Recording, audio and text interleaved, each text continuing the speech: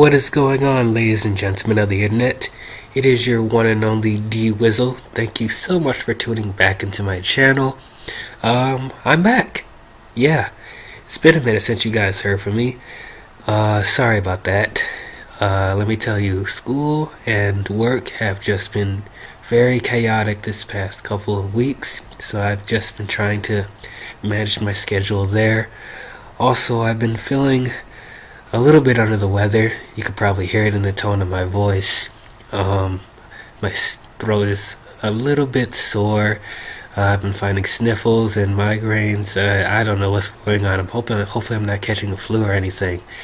But I'm feeling a little bit better today. So I'm going to pull through this sickness. I'm here for you guys. And today we are going to be talking about some topics in the world of professional wrestling. Today we're going to be talking about the Superstar Shakeup. This is going to be a shorter video because, to be quite honest with you guys, I don't have a lot to say about this. Mainly because there's not really a lot of super interesting things about the shakeup. It's more like randomness. And like, really, that's what you decide to do, more than, oh my god, this is exciting. To be honest, this is probably what I should have expected. So today I'm just going to do a voiceover, just me casually talking about it, raw, unedited. Just give you guys my quick thoughts on the shakeup, how I felt, and what do I see from this shakeup going forward. How this is going to affect the brands and the pay-per-views and all that, and probably give you guys some insight on what I would do with what I would have done with the shakeup. So yeah, so I'm just going to list off all of the superstars that's been drafted to Raw and SmackDown. So I'm going to start with Raw. So the wrestlers who got drafted to Monday Night Raw is Jinder Mahal, Kevin Owens and Sami Zayn, Dolph Ziggler, Drew McIntyre, Natalya, Baron Corbin, Bobby Roode, Chad Gable, The Riot Squad, Mojo Rawley, Zack Ryder, Breezango, Tyler Breeze and Fandango, and The Ascension, and Mike Kanellis. Okay, so how do I feel about these superstars being drafted to Raw? Yeah, it's mainly because most of these superstars that got drafted, I don't really care too much for these superstars. And honestly, like, before they even got drafted, they weren't really doing much, with the exception of maybe like two people. Jinder Mahal, I'm just gonna go one by one. Jinder Mahal, I don't feel like he should have been drafted to Raw. I felt like he could have done a little bit more of a run with the US title on SmackDown, and maybe like Bobby Roode, Randy, or Rusev, because we all want Rusev. Hopefully, I was hoping that, Rusev would probably chase after Jinder for the belt on SmackDown. But no, Jinder got drafted to Raw. He's not going to do much on Raw either, I don't think. And just, I feel it's too little too late for them to put the title on Jinder, the US title on Jinder. Mainly because he's not going to do much with it, and I feel like they should have done it a long time ago instead of giving him the freaking long title run with the WWE Championship. But yeah, I felt like I said in my WrestleMania review, I felt like Rusev should have won it, but it was Jinder. And now he's drafted to Raw, and like, I'm not expecting him to do much. He might be in the mid-card picture. I hope to God he's not going to be in a Universal title picture, but I'm sure eventually they're going to push him there. But yeah, interesting enough, something happens with the U.S. title later on the show, which I'll get to in a second. But yeah, Jinder, I'm not too excited about overall. Kevin Owens and Sami Zayn, that's interesting because last week they weren't both allowed to be on Monday Night Raw, and they were pretty much going against each other in a match to see who will be able to be on Raw. And it turned out to be no contest at the end. So, me personally, I didn't think they were going to get rid of both of them. Either way, I felt like there was going to be a loophole. I felt like they were somehow going to make it back to Raw. That's just the whole thing of them fighting against each other, like, threw me off guard.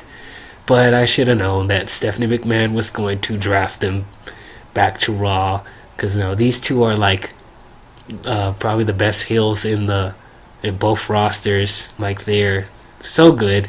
Sami Zayn especially proved me wrong. He's a really good heel, and I feel like him and Kevin work off each other really good. So whether they're in the mid card or the Universal title picture, or even they can help the tag team division, I think they're a good addition to Raw. Dolph Ziggler.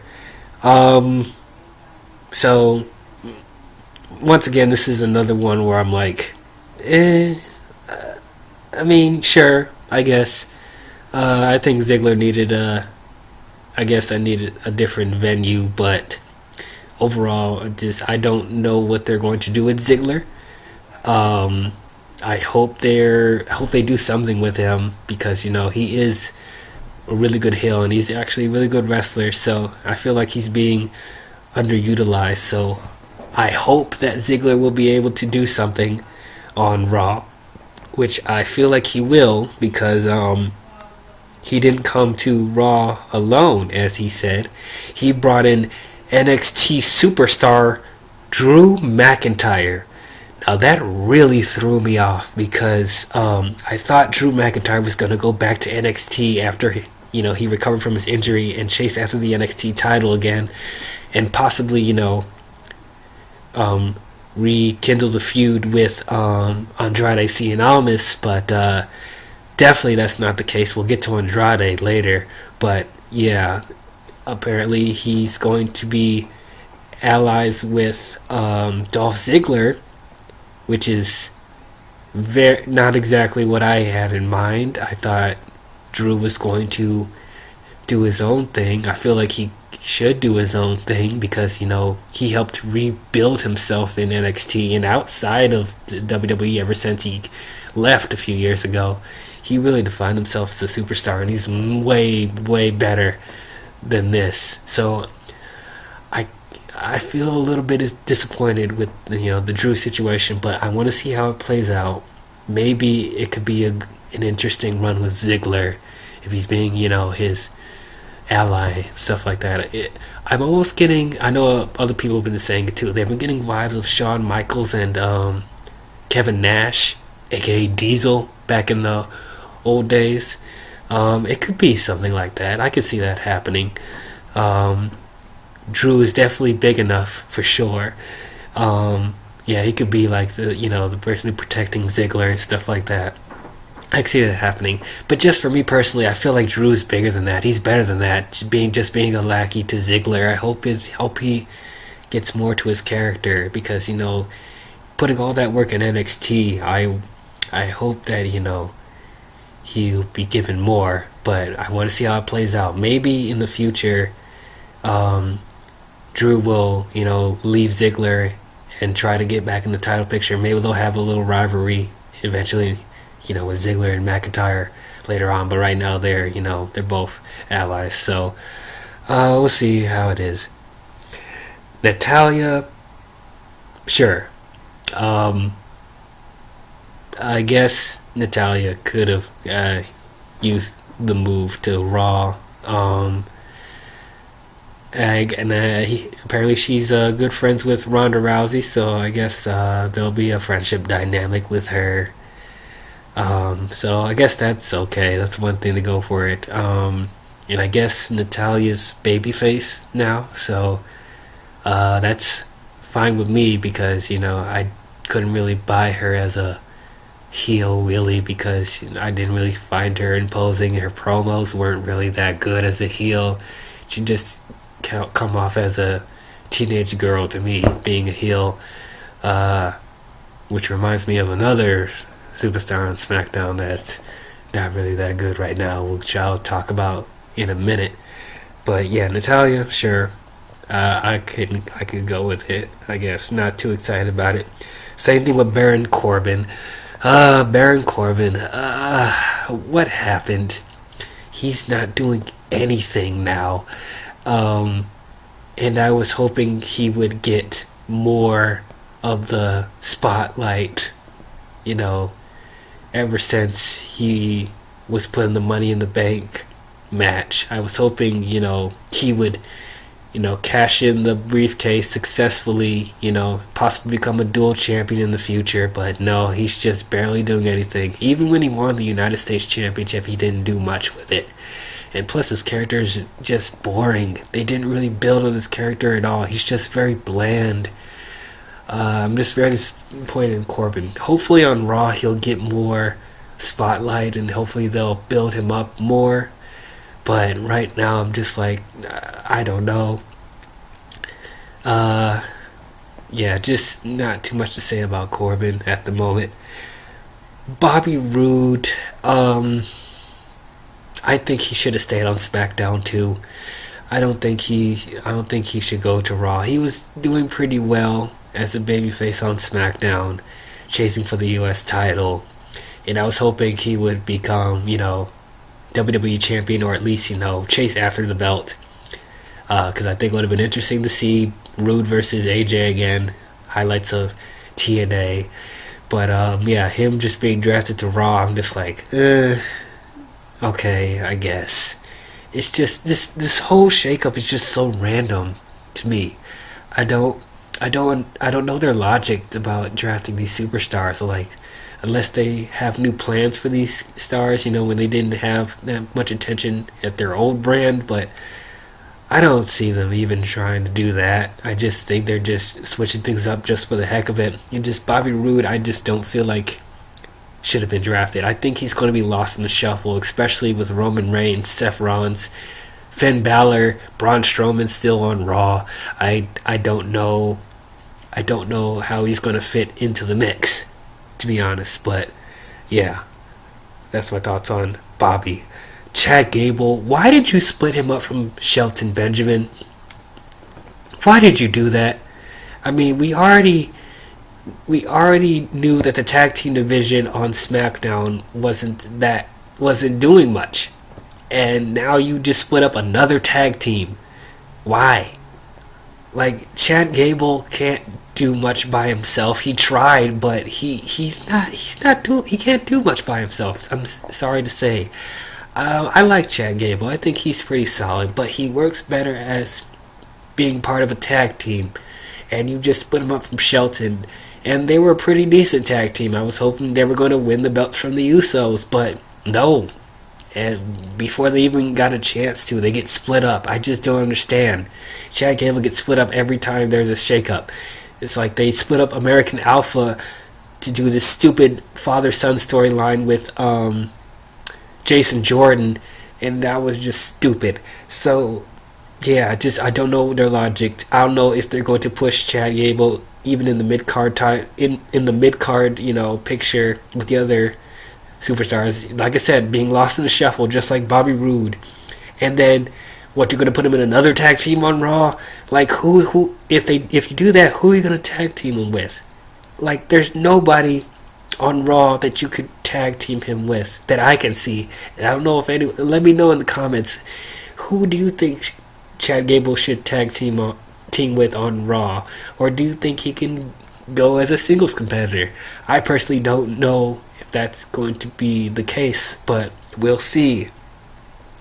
The Riot Squad. What? Why is the Riot Squad on Raw? Why are they on Raw? First of all, I was against the Riot Squad from the beginning. Like, I felt it was too early for them to be called to the main roster. I am a fan of Ruby Riott and Liv Morgan. Not so much of the third girl. I feel bad. It's just because I don't know much about her. This is the thing.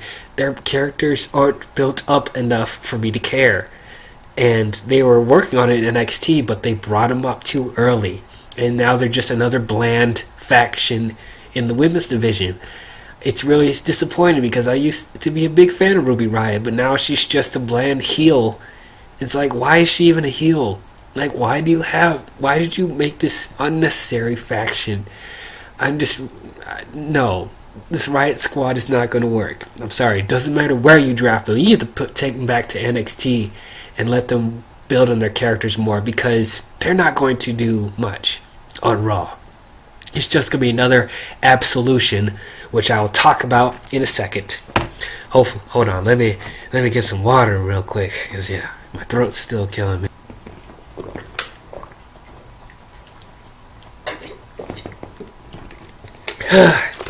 Okay, so you have Mojo Rawley. I don't give a crap. I really don't give a crap. The first, the winner of the Andre the Giant Memorial Battle Royal, he is not doing anything. Nothing at all. Like, why should I even care? Mojo Rawley is not doing anything. He's not even in the title contention or anything. They didn't even, finish the rivalry with him and Zack Ryder, who also got drafted to Raw. Like, what are these two gonna do? Like, are they gonna rekindle their rivalry?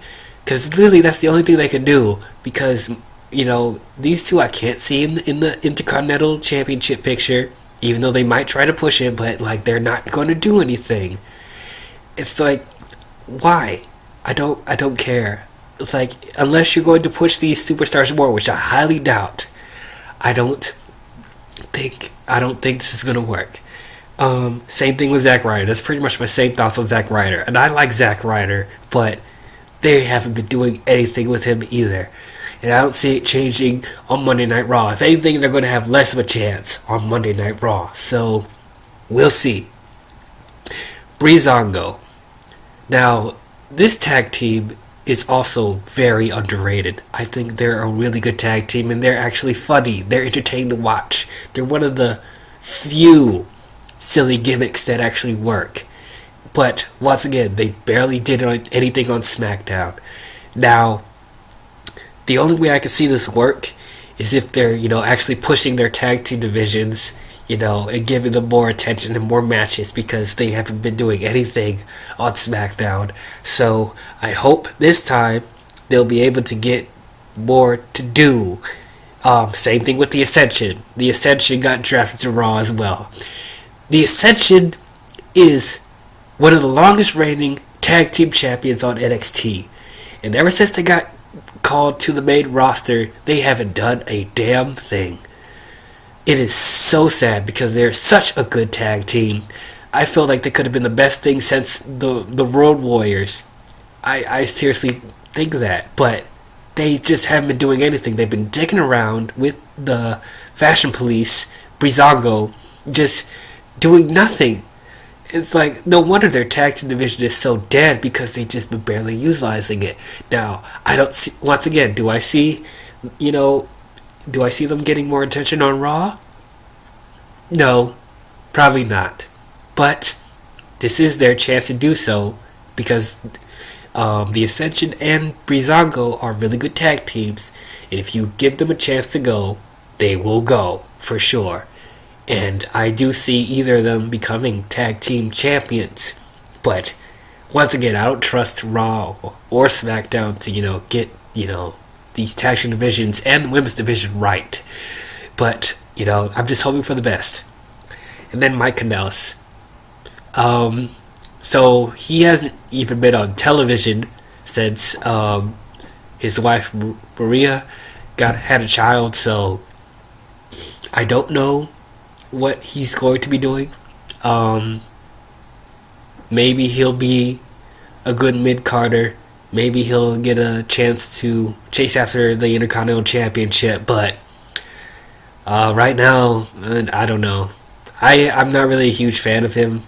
I think his gimmick is a little too corny for me. The whole love and I love my wife and it's all about love, and I'm like, okay, that's not the time for that. It's not the time for that. So yeah, I just hope that maybe his gimmick will grow on me like Elias, because at first I didn't like Elias, but he's become one of the best heels on Monday Night Raw and possibly the main roster. So maybe his gimmick will work if they actually give him attention when he comes back, but we will see. We will see. Okay, now I'm going to list off all the superstars that got drafted to SmackDown. The Miz, Samoa Joe, Asuka, Jeff Hardy, The Bar, Cesaro and Sheamus, Andrade Cien Almas with Selena Vega, Sonya Deville and Mandy Rose of Absolution, Sanity, only the men of Sanity, Luke Gallows and Carl Anderson, Big Cass, and R-Truth. Okay. Where do I begin with this? Well, I'll just start from the beginning, of course. The Miz, I'm glad he's going back to SmackDown because he's not. He did as much as he could on Monday Night Raw. He's been doing some good promo work on Raw, but he hasn't been doing much with the Intercontinental Championship, as I said on my WrestleMania review. So I'm glad that he's not holding it anymore, and it's given to a babyface. It'll give some more, give some more energy to the Intercontinental Championship. So him going back to SmackDown, I feel like it's a better format for him, and also we've been waiting to see the rivalry between him and Daniel Bryan, come to an end. So hopefully that will be entertaining as well. I guess if they wanted to, they can have him in the U.S. title run, or chase after the WWE Championship. I feel like a match between him and AJ Styles, or whoever holds the belt in the future, I think it'll be entertaining. But yeah, so I'm glad the Miz came back. Samoa Joe. This is one of the biggest question marks I had. Samoa Joe. You have him on Raw, coming out, threatening Roman Reigns, saying that whoever wins the steel cage match for the Universal title at the Greatest Royal Rumble, I'm becoming the number one contender, or for the Universal title after that. So at first they were building up that Samoa Joe was going to be the top contender for the Universal title, but now you pretty much threw that away because now he's drafted to SmackDown. I don't understand. Like, why would they do that? It's like he was building up his match with Roman Reigns or whatever. If they're going to still do that, apparently they're still going to try and do that. But I just don't understand why they. I don't understand why they had him drafted. It just doesn't make any sense. They should have just kept him on Raw, and kept Bobby Roode on SmackDown if you want to keep things even. But it doesn't make any sense because he's trying to still go after Roman or Brock. So I don't, mainly Roman, but I don't understand why they drafted him before they at least ended closure with that. That's why I felt like overall they should have just waited to do this superstar shakeup after Backlash, because at least they can tie up loose ends with storylines from their previous draft before switching people over before they can even finish. And now at this point we know that Samoa Joe is not going to get the Universal title because he's not going to take it to SmackDown, even though that would have been a possibility if AJ was drafted to Raw, which he wasn't. And I think that would have been interesting if AJ got drafted to Raw. But of course they needed to even stuff out. Maybe you could have gotten, you could have brought Seth Rollins to SmackDown, brought the Intercontinental Championship to SmackDown, and you could have kept the U.S. title on Raw, but no, they didn't do that. I'll talk about the U.S. title in a second because, a major switch up happened with that. But yeah, I just don't understand why Samoa Joe came back to SmackDown. It just doesn't make any sense. Asuka, we pretty much assumed was going to come to SmackDown ever since she fought Charlotte for the women's title at WrestleMania, so we figured that was going to happen. So I'm okay with it, even though I think, for me personally, I think there should have been other females that should have got swapped, which get into later. But yeah, Asuka, pretty much a obvious choice there. So I'm pretty happy, because I worried she'll get lost in the shuffle with the Raw superstars. With SmackDown, I feel like it's a wider format for her to work on.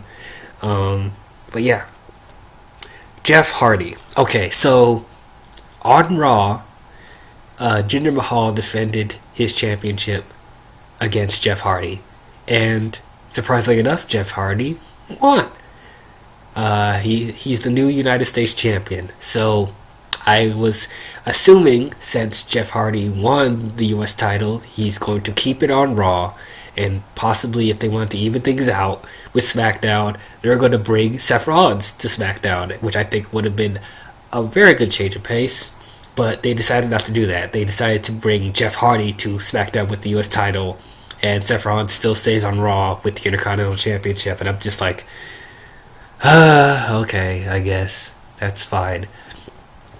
I think it would have been more interesting doing that swap, but I guess they didn't want to make it too complicated. I guess this is fine. Jeff Hardy has always been, a SmackDown darling, so I'm sure he'll do just fine on coming back. The first time he's won the U.S. title, so I hope he'll have a decent run with that at the very least. But yeah, I still personally wanted Rusev to be U.S. champion, but we don't know if he's even going to be given a title, or he's going to keep jobbing to superstars left and right, and he's going to be jobbing to The Undertaker at the Greatest Royal Rumble. Give Rusev his due. Anyway, moving on. The Bar. Cesaro and Sheamus. Why? Why? By doing this, the tag team division has become lopsided. Because, Cesaro and Sheamus has been putting in work on Monday Night Raw. And now you have The Bar, the Usos, the Bludgeon Brothers, and the New Day. Like, you have all the great tag teams on SmackDown. I just don't understand why they just took all the better tag teams and put them on SmackDown. Now, I'm hoping they're doing that because they want to push the other tag teams that didn't get enough attention on Raw. I'm hoping that's why they did that, but I don't know. I just feel like that was a mistake. You do have the Revival and the Authors of Pain on Raw, but that alone is not going to be enough to save their division there. And now you took the Bar out of Raw, and now it's just going to look very lopsided. I'm hoping it turns out okay, but I'm just worried. I'm sure they'll be fine on SmackDown. They'll have some really good competition, like I said, with the Bar and the Usos and the Bludgeon Brothers. I'm sure there's going to be some cool matches there, but other than that, I'm just like, Oh yeah, you have Kevin Owens and Sami Zayn on Raw, so if they become a tag team, I don't even know if they will. They should. I think they'll be good, but I don't know if they're going to push them there just yet. So, yeah, I'm just hoping they didn't hurt the Raw tag team division for sure. Andrade Cien Almas with Selena Vega. We knew that they were going to get drafted to the main roster. We knew it was going to happen. We just didn't know when it was going to happen. I was thinking that Andrade was going to have the rematch clause for the NXT title against Aleister Black, but apparently that's not going to happen now. So I guess He's going to be drafted to SmackDown now, which I'm happy. I'm glad he's getting drafted to SmackDown. I didn't want him to go to Raw.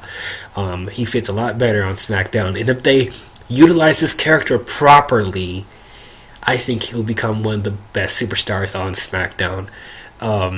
Just that combination with Selena and Andrade, just they've been doing some really good work on NXT. So I'm hoping it will translate here to SmackDown. I hope they don't ruin it. Maybe there's a possibility for Andrade to get one more match before he gets drafted to SmackDown officially, but I guess it's not going to happen because you have Johnny Gargano chasing after Aleister, so I don't know if they're going to do it. But yeah, I'm excited that Andrade is coming to SmackDown. I see some really good things. I see some really good matches he could have with Samoa Joe, AJ Styles, Shinsuke Nakamura. Yeah, I see a lot of cool matches they could do for sure. Sonya Deville and Mandy Rose. Oh my god, Absolution. I don't like Absolution. Absolution sucks. And they suck even more now that Paige is not wrestling with them. I'm glad that Paige is now the SmackDown general manager. I think that's a really good choice. I'm glad that she didn't just leave the WWE. I wanted to see her in a different position, and I'm glad they called her back and be like, hey, let's have you be the GM so Daniel Bryan can be a full-time wrestler. So I'm glad about that. But as far as your faction is concerned, it's dead on arrival. I don't give a crap about Absolution. I don't care what they're going to do. It's probably going to be the same crap. No. Their best bet, what could have been, if you guys join the Riot Squad and, maybe make another Nexus, like the female version of the Nexus. I think that could have worked if they had the two teams come together and become the Riot Squad, the Riot, Absolute Riot. Yeah, that's what I wanted to call it, Absolute Riot. I think that would have been a cool name, having all these NXT women working together as one faction. I think it could have helped both of them in the long run. It probably still wouldn't have been great, but it would be better than what they're doing now. But no, they got switched with the Riot Squad, and now they're on SmackDown, and I'm just like, ugh. I think their other best case scenario is if they join the iconic duo, Peyton Royce and Billie Kay, but honestly, those two are better than Sonya and Mandy. They don't need to be running with those two losers. I just know. But like that's the best thing I could say, they could do with those two. In a perfect world, I think you guys could do like maybe a women's tag team division and give them something to do there, but I think that's just too much going on right now because they don't even have their women's division handled, so I don't see them doing a women's tag team just yet. But yeah, I don't care about Absolution. I could care less. Whatever. Sanity. So all the members of Sanity are coming to SmackDown. Actually, no, not all the members of SmackDown. They're leaving Nikki Cross. Why? Why are they leaving Nikki Cross? Like, if you're going to bring Sanity to SmackDown, you bring all the members of Sanity to SmackDown. Like, I don't understand their logic with this. What is Nikki Cross going to do by herself? I mean, she's been doing a pretty decent run, chasing after the women's title and stuff, but just like, you can't have Nikki Cross without Sanity. It's like, yeah, the best thing about Sanity is that they're able to do their own things. Like, one person can chase after the mid-card or the main title, then one person can go after the women's championship, and then two people can go after the tag team titles. They all can do their own thing, but they still come together as one cohesive faction. But you just split them apart, and I don't understand why they did that. It's like, because, yeah, Nikki Cross can still go after the women's title, sure, but, like, it's just gonna feel like there's still gonna be like a void there because she doesn't have, her boys there with her anymore. Not like she needed them the whole time, but just having their presence there, like that was important. But now I guess she has to fare out on her own for now. I'm hoping that the reason they're doing that is that they want Nikki Cross to, have a run against Shayna Baszler for the title and maybe have her win the championship for the first time. But I don't really see what they're going to do with her now, so we'll just have to wait and see. She hasn't been on television for a while either, so I'm just like, I don't know what they're going to do. But, yeah. I'm happy that Sanity is coming to SmackDown. I think they'll be a very good addition to SmackDown indeed. I don't think they have anything more to prove, really. I know Killian Dane was trying to go after their title for sure, but it's like, I don't think they even need it, really. Like, I think they're ready for the main roster for sure. They could be the next Wyatt family or something better for sure. And maybe in the future possibility, I hope maybe Bray Wyatt could join the faction. That would be very interesting to see, but I guess he's too busy, doing stuff with Woke and Matt Hardy, which is also good. That's still entertaining to watch, but yeah. I'm glad Sanity's coming back for sure. Luke Gallows and Carl Anderson. You just did the Balor Club with Finn, and now you separated them again. Like, what? What are they gonna do? They're not gonna do much with Finn. I mean, they're not gonna do much without Finn. It's like, probably the main reason why they've gotten over so much is because of Finn. I mean, now that they're on SmackDown, they can, have a faction with AJ Styles again, but how many times are you gonna flip-flop with these two? It's like, if you really wanted to make things interesting, I would have all of them on the same brand. You can make that work. It's not going to feel too lopsided if you actually strategized how you would have superstars swapped here and there. I think the entire club should be together. And you alluded to that ever since AJ and Finn had their match at TLC. That respect and, the whole the nostalgia of the club in New Japan, it was still there.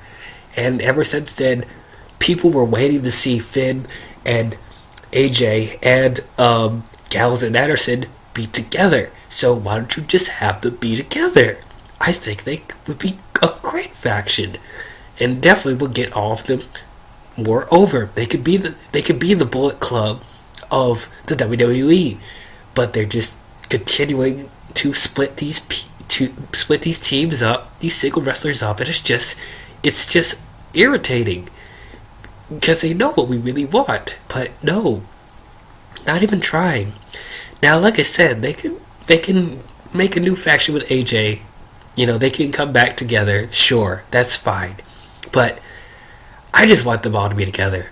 I think that would be a great faction. That would be like probably one of the best factions on the main roster. But yeah, just lost an opportunity there. And just as far as the tag team division, they might make a dent in the tag team division, but I don't see them being pushed that much. Not any more than they are on Raw. It would be great if they did, but I just don't see them doing that. And it's like I say, you don't have to push a Finn Balor. So, I don't know. And AJ's apparently doing his own thing with Shinsuke. So, I don't know what else to do with Gallows and Anderson at this point. Big Cass.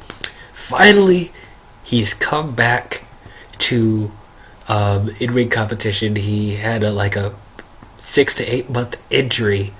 I'm glad he's back, actually, even though I was kind of sour on him when he was doing a single run ever since leaving Enzo Amore. I think that was a big mistake, them splitting up that tag team. The certified, jeez. But I see him getting pushed a little bit. I guess he has I guess he's having a little bit of a feud with Daniel Bryan. But yeah, I don't know. I do see some potential with Big Cass for sure. I don't see him being the SmackDown, you know, big man like Braun Strowman. He doesn't hold a candle to Braun Strowman, but I do think he has potential if they push his character in the right direction. He does need to work on his promos though, because you know his personality is not the most charismatic. But I think over time he'll be okay. Um, I even see him going after the U.S. title. I don't want to say the WWE Championship just yet. Like I said, he needs to work on his character a little bit more. But like I said, I see, pun intended, huge potential with him. I'm glad he's finally coming back. I think he's a lot better than Enzo Amore at the moment. I think he'll have a better run with that, because that was just a mess with Enzo with the cruiserweight division. But yeah, Big Cass, yeah, welcome back for sure. And then we have R-Truth.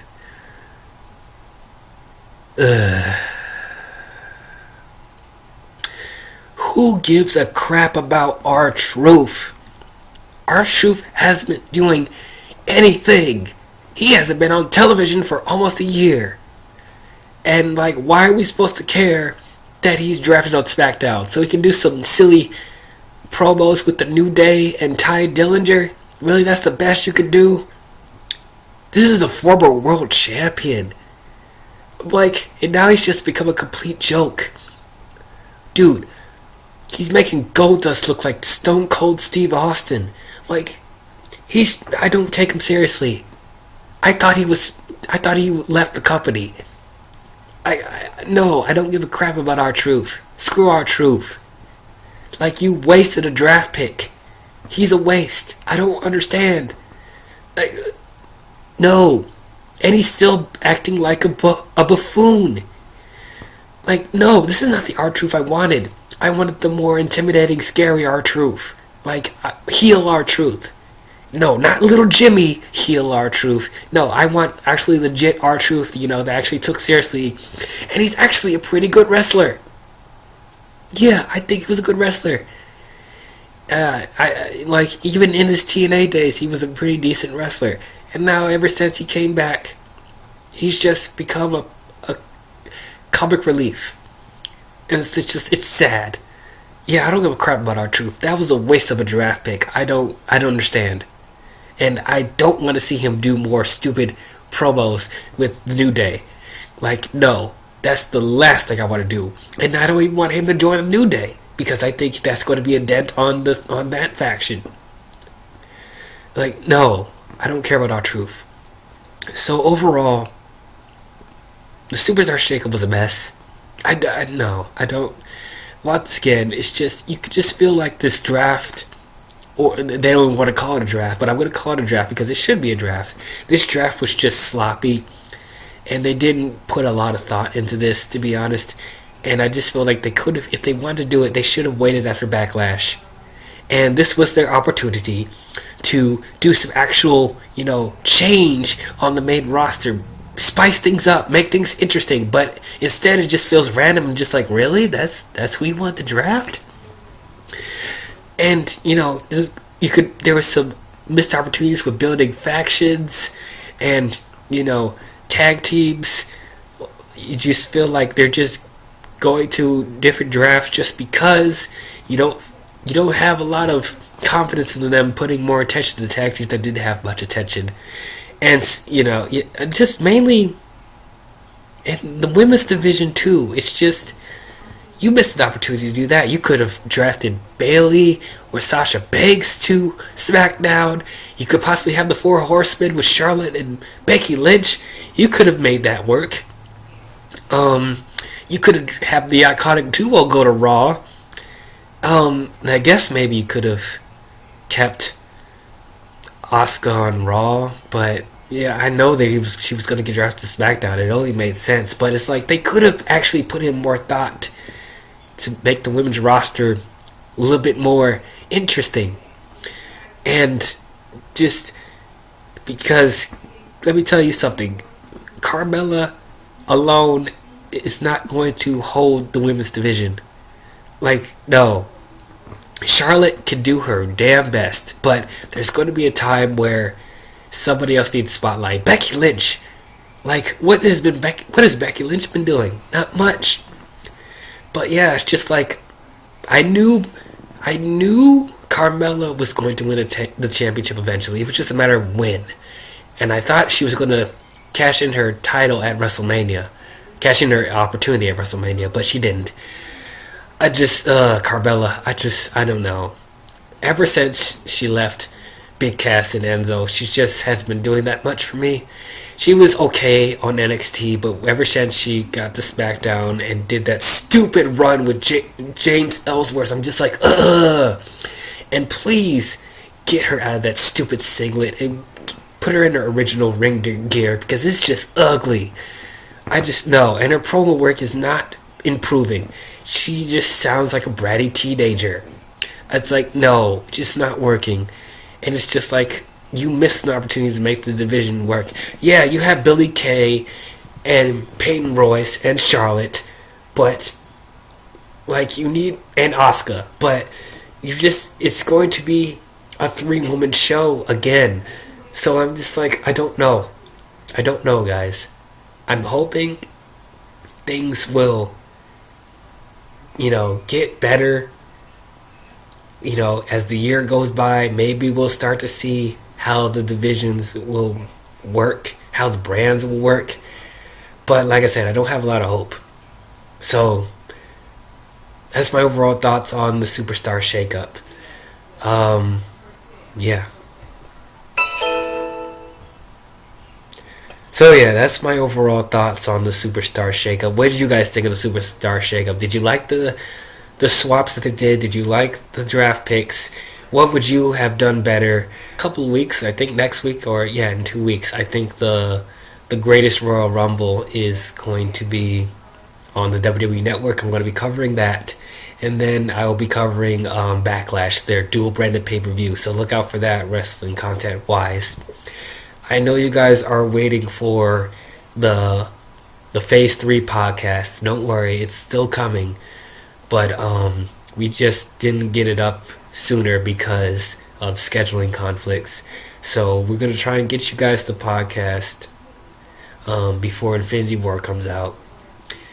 I will be covering Infinity War weekend. I think I'm going to do initial thoughts, and then I'm going to do a non-spoiler review, and then we'll all come together to do a big spoiler discussion podcast of Avengers Infinity War. So be on the lookout for that.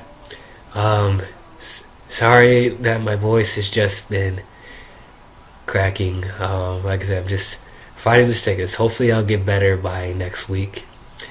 And yeah, sorry, I've just been all over the place. But so yeah, if you like this video, you can leave a like. You can subscribe to my channel if you guys want to be updated on future videos I will be doing. And leave a comment down below, and I will see you guys in the next video. I will talk to you guys later. Bye-bye.